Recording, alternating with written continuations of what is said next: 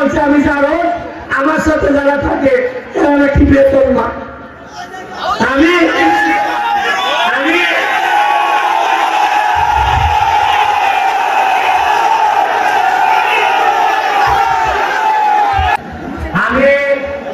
Barrister Syed Saidul হক সুমন, জন্ম আমার চুনারঘাটের পীরের বাজার।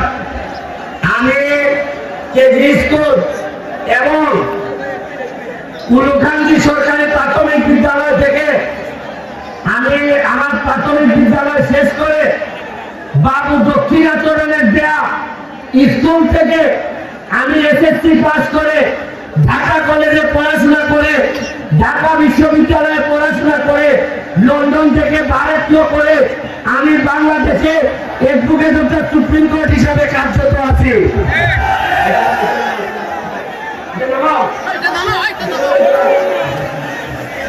শুনেন, আমি আপনাদেরকে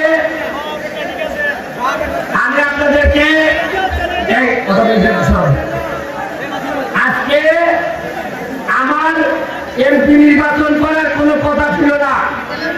আমার নসিবে আমার নিয়েছে এই নির্বাচনের জন্য। জননেত্রী শেখ হাসিনা যদি স্বতন্ত্র নির্বাচন করার সুযোগ না দিতেন তাহলে আমি কোনোদিন আওয়ামী লীগের বিরুদ্ধে বিদ্রোহী জীবনে নির্বাচন করতাম না। আর আমি যদি নির্বাচন না করতাম তাহলে আজকে চুনারঘাটের ভোটারদের, মাধবপুরের ভোটারদের কোনো দাম থাকতো না। শুনেন, আমি বক্তব্যের শুরুতে আমার যে ইশতেহার, যদি আমি ভোটে নির্বাচিত হলে কি কি কাজ আমি করবো তার ইশতেহারটা আমি 5 মিনিটে বলে দিই।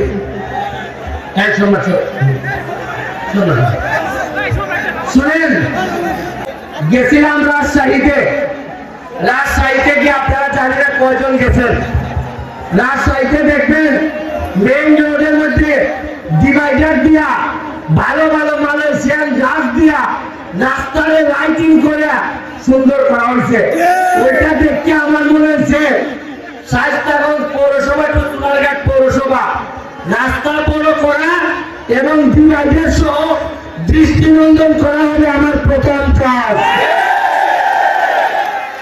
দ্বিতীয় কাজ, চুনারঘাট টু মাধবপুর ভায়া জগদীশপুর রাস্তারে বড় করা লাগবে। এটা 50 বছর আগের রাস্তা, এখনো আগের মতোই আছে। এটা বড় না করলে নতুন প্রজন্মরে ভালো রাস্তা আমরা দিয়ে দিতে পারবো না। শুনেন, চুনারঘাট মাধবপুরের প্রতিটা ইউনিয়ন এবং গ্রামে কাঁচা রাস্তার অভাব নেই। মানুষের বেশিরভাগ কষ্ট হয়ে যায় কাঁচা রাস্তার কারণে। আমার তৃতীয় ইশতেহার হবে চুনারঘাট মাধবপুরের প্রতিটা ইউনিয়ন ও গ্রামের রাস্তাগুলোর প্রশস্তকরণ এবং পাকাকরণ। এরপরে 4 নম্বর ইশতেহার, এই মোরাগাঁওয়ে জীবিত বানানো। বাজার তারে নষ্ট করে দিচ্ছে এই মোরাগাঁও, বন্ধের যন্ত্রণায় যাওয়া যায় না। এখানে এমপি যদি হয় প্রথম কাজ হবে নিজে নেন না, সেটা পরিষ্কার করে এই বাজার রেলগঞ্জ মুক্ত করতে চায়। এরপরে যত খোলা খাল দখল করা আছে এইগুলার দখল উদ্ধারে পর্যাপ্ত ব্যবস্থা গ্রহণ করা।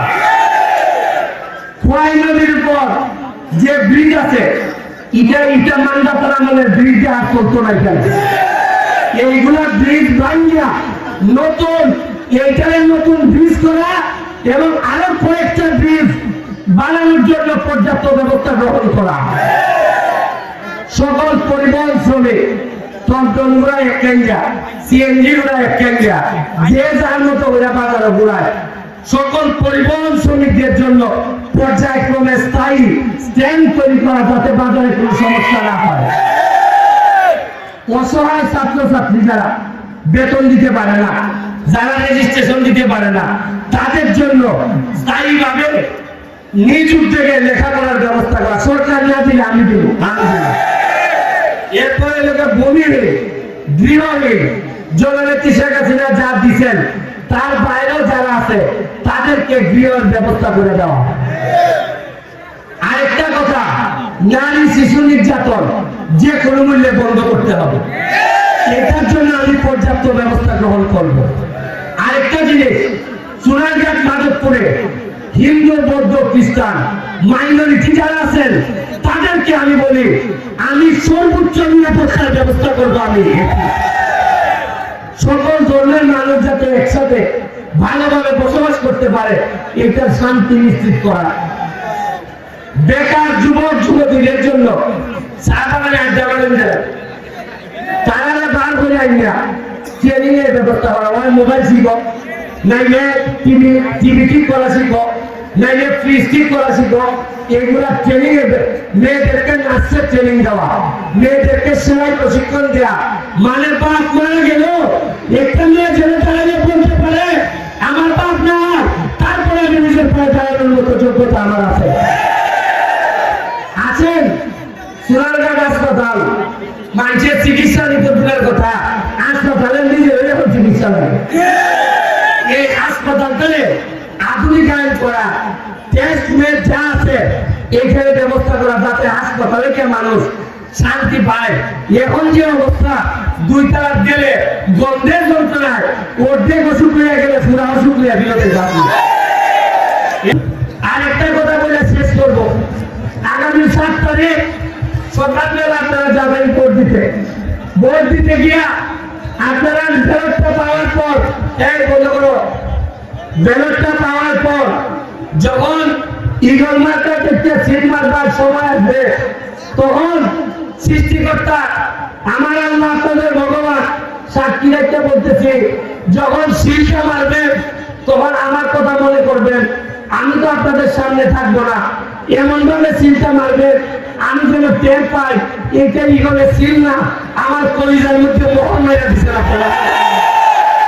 সারা জীবন যেন যে অবস্থায় থাকি আপনাদের সেবা সেবা করতে পারি, এই কথা বলে জননেত্রী শেখ হাসিনার জন্য দোয়া চেয়ে আজকের মতো আমি বিদায় নিচ্ছি।